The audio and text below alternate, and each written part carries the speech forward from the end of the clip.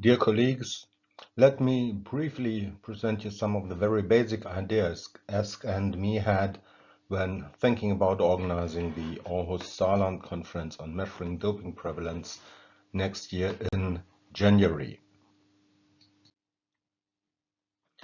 When we look at the literature on doping and on doping prevalence, we face a multitude of instruments and concepts.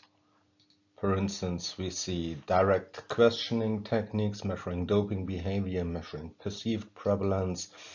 We see psychological scales measuring moral disengagement in doping, performance enhancement attitudes, and things like that. And some of you know these instruments better than I do, much better than I do.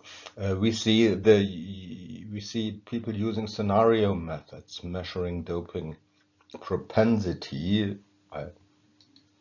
And we see even the implicit visual association test measuring doping attitudes. And what we also see when we look at measuring doping prevalence, for sure we also have the research using the indirect questioning methods measuring the doping prevalence. The stunning point from our perspective is that when we combine evidence from these different sources, from these different methods basing on the measurement of different concepts, we sometimes come to confusing, in some places even contradicting results. For instance, when we look at our last research within the FAIR Plus project, we found a higher prevalence of doping in the northern European countries compared to the southern European countries, while on the other side, the perceived prevalence, when we asked the athletes directly, the perceived prevalence in northern European countries was lower than in southern European countries.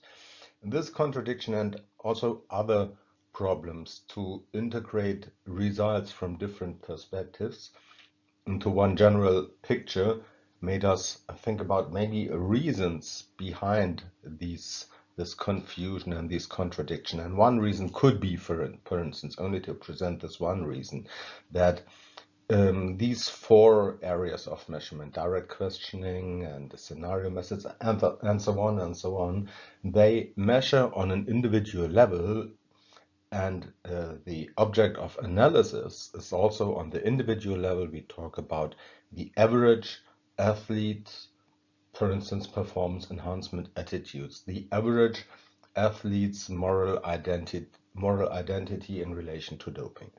When we look at indirect questioning methods measuring prevalence of doping, there we still have the level of measurement on the level of athletes. We ask individual athletes for sure, but the level of the analysis is not the average individual athlete, but it's the collective of athletes. It's the population. It's the population prevalence which we estimate. Maybe that this is one of the reasons we can dig much deeper into reasons for contradictions, for surprising patterns of results from these different areas of research. And this is why we wanted to organize this conference in January. So for now, thank you very much for your attention, and I hope to see you all in January in Aarhus.